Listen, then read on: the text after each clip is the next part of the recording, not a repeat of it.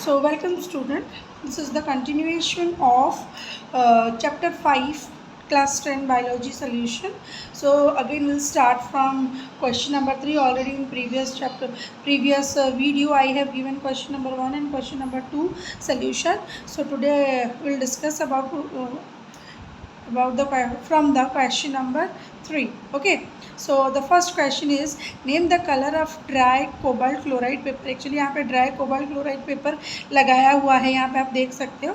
तो इसी को उसका कलर, ओरिजिनल कलर क्या है. यहाँ पे तो आप पिंक कलर देख रहे हैं, लेकिन ओरिजिनल कलर इसका क्या होता है, ब्लू कलर. और ये यहाँ पे सेकंड क्वेश्चन पूछ रहा है कि is the experimental leaf is monocot और डाइकोट. ये जो लीफ लिया गया है ये मोनोकोट है या डाइकोट है. तो ये एक्चुअली डाइकोट है, क्योंकि आपके डाइकोट प्लांट के अंडर सरफेस में ज़्यादा स्टोमाटा होता है, और स्टोमाटल ओपनिंग ज़्यादा होने से आपका क्या होता है, ट्रांसपिरेशन ज़्यादा होता है. ये इस क्वेश्चन में एक्चुअली हम प्रोसेस ऑफ ट्रांसपिरेशन के बारे में स्टडी करने के लिए ये सेटअप लिए हुए हैं. तो इसीलिए यहाँ पे पूछा जा रहा है किस तरह का प्लांट आपको लेना है या लिए हैं यहाँ पे. तो यहाँ पे लिया गया है डाइकोट प्लांट लिया गया है, ताकि मोर ट्रांसपिरेशन हो सके और इसके अंडर सरफेस में मोर स्टोमाटल ओपनिंग होता है. ठीक है, देन आंसर आप इस तरह लिख सकते हो कि it is a dicot as it shows reticular venation and there are more number of stomatal opening on the under surface of dicot leaf. More transpiration can be observe. More stomatal opening है, इसलिए मोर transpiration हम इस dicot में observe कर सकते हैं. Then why are glass slide placed over the dry cobalt chloride paper. यहाँ पे आप देख सकते हो कि यहाँ पे अंदर जो दिख रहा है ड्राई कोबाल्ट क्लोराइड पेपर है, इसके ऊपर क्यों आपका स्लाइड लगाया गया है. To retain the slide in its original position. To retain the slides in its position we are keeping the glass slide placed over the dry cobalt chloride paper. Okay, after about half an hour what changes if any would you expect to find. आधे घंटे के बाद क्या changes हो रहा है आपके dorsal और वेंट्रल साइड में. डोर्सल मैंने ऊपर वाले सरफेस में और वेंट्रल मतलब नीचे वाले सरफेस में. तो आप देख सकते हैं कि ऊपर वाले सरफेस में, जैसे कि हम जानते हैं कि ज़्यादा स्टोमाटल ओपनिंग आपका नीचे वाले अंडर सरफेस में होता है, तो ज़्यादा ट्रांसपिरेशन आपका नीचे होगा. तो cobalt chloride paper dark pink colour का मतलब चेंज हो जाएगा. डार्क पिंक कलर चेंज हो जाएगा मतलब हम बोल सकते हैं कि उसके वेंट्रल साइड में ज़्यादा ट्रांसपिरेशन हो रहा है, और डोर्सल साइड का जो कोबाल्ट पेपर है वो लाइट पिंक कलर में चेंज हो जाएगा, जिससे हम बोल सकते हैं कि लेस ट्रांसपिरेशन हुआ है. ये तो स्वाभाविक बात है कि नीचे ज़्यादा स्टोमाटल ओपनिंग है तो ज़्यादा ट्रांसपिरेशन हो रहा है, ऊपर ज़्यादा कम स्टोमाटल ओपनिंग है तो कम ट्रांसपिरेशन हो रहा है. ठीक है, then switch to question number 4. The first question is name and define the phenomena labeled A. So ये जो phenomena आप क्या देख रहे हो कि बाहर की तरफ एरो ये आपका इंडिकेट कर रहा है this is the process of और this is the phenomena of transpiration. Then it is asking that mention the transpiration. Transpiration को डिफाइन करो. You know that transpiration is the process in which excess water loss through the aerial part of plant. Aerial part आपका stem हो सकता है, leaf हो सकता है. ठीक है, उसके बाद है क्वेश्चन आपका what do direction of arrow B and C indicate. यहाँ पे आप बी का एरो और सी का एरो देख सकते हो. ये क्या बता रहा है, तो बी बता रहा है कि the water is moving upward direction, और सी बता रहा है कि root absorb water and minerals from the soil. ठीक है, तो बी का फेनोमेना आपका हो सकता है लेंटिकुलर ट्रांसपिरेशन. यहाँ पे लेंटिकुलर मीन्स लेंटिसेल. लेंटिसेल क्या होता है ना, स्टेम में जो पोर्स होते हैं उनको लेंटिसेल बोला जाता है, और लेंटिसेल के थ्रू जो ट्रांसपिरेशन होने के कारण प्लांट डिमांड कर रहा है वाटर का, तो ये अपवर्ड मूवमेंट को ले रहा है पानी. ठीक है, एंड यहाँ पे सी में बता रहा है कि water absorb by roots from the soil. इसका फेनोमेना क्या है, एंडोऑस्मोसिस. जो रूट जिस तरीके से वाटर को एब्जॉर्व करता है सॉइल को, उसको बोला जाता है एंडोऑस्मोसिस. एंडोऑस्मोसिस मतलब क्या होता है कि movement of water molecules from higher concentration lower concentration from the soil to root, जिसको एंडोऑस्मोसिस बोला जा रहा है. उसके बाद आपको तो आराम से you can draw the neat table diagram of an open stomata. ये यहाँ पे ऑलरेडी आपके क्वेश्चन में ही ओपन स्टोमाटा का डायग्राम है, आप इसको बना सकते हो. ठीक है, उसके बाद आपका क्वेश्चन नंबर 5 आ रहा है कि this is the figure given और represent experiment setup with the weighing machine to demonstrate the particular process in plant. So the experimental setup was in place the bright sunlight. ये जो experimental setup है ये कहाँ पे रखा गया है? ब्राइट सनलाइट पे रखा गया है. यहाँ पे आप देख सकते हैं 2 टेस्ट ट्यूब है और यहाँ पे एक तरफ आपका दोनों ही लेवल जो पानी के ऊपर वाला हिस्सा जो है ऑयल से ढका हुआ है और यहाँ पे ट्विग लगाया गया. यहाँ पे ट्विग नहीं. इस सेटअप से क्या किस तरह का क्वेश्चन आता है हम देख रहे हैं. Name the process intended for study.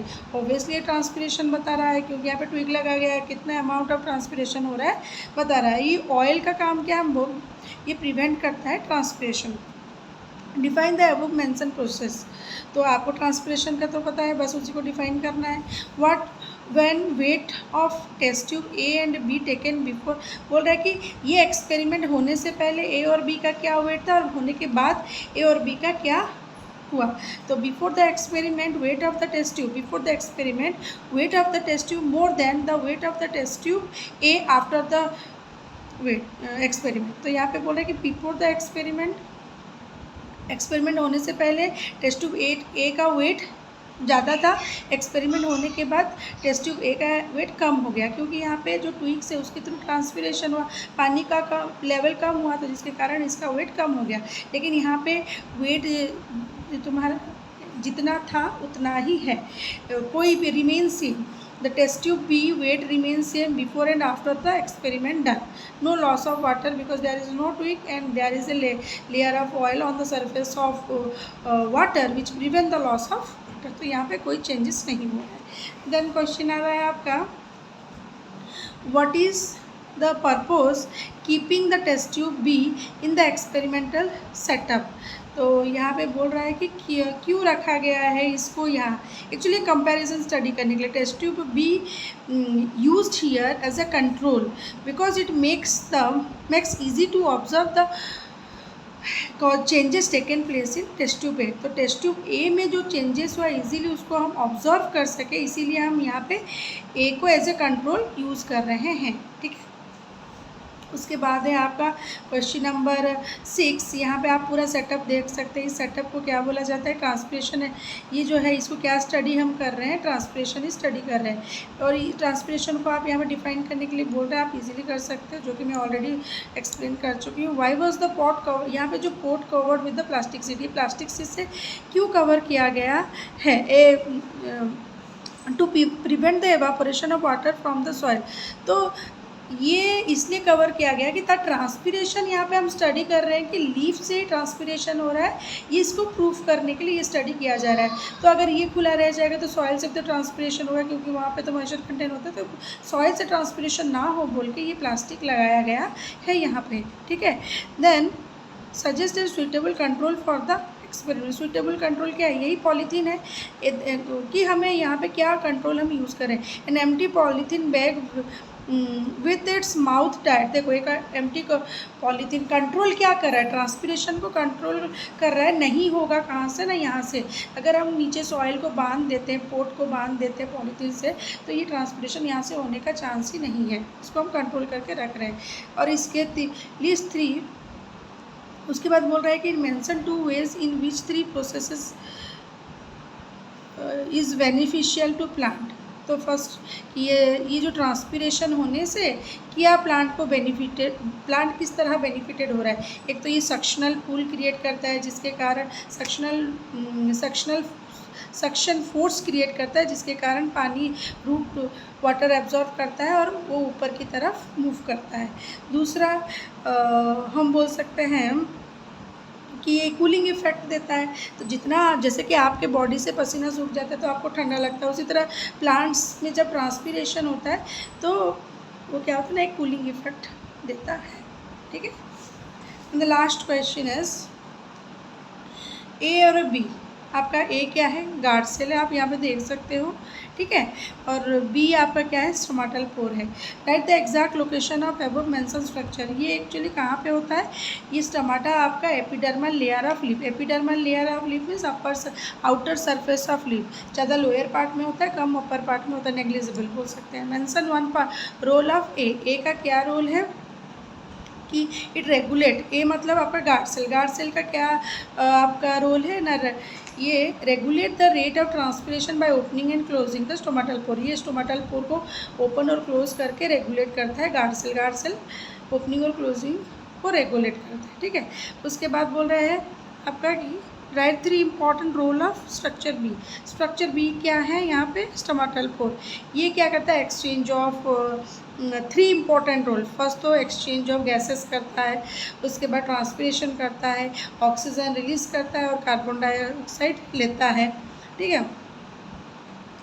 उसके बाद रीड्रॉ द, उसी तरह यहाँ पे बोला redraw the same figure flaccid. जब तुम्हारा यहाँ पे से पानी निकल जाता है तो स्टोमेटल पोर किस तरह, जब गार्ड फ्लैसिड माने क्या, श्रिंक हो जाना, जब ये गार्ड से श्रिंक हो जाता है तो स्टोमेटल पोर क्लोज हो जाता है, तब किस तरह का आपका डायग्राम बनेगा।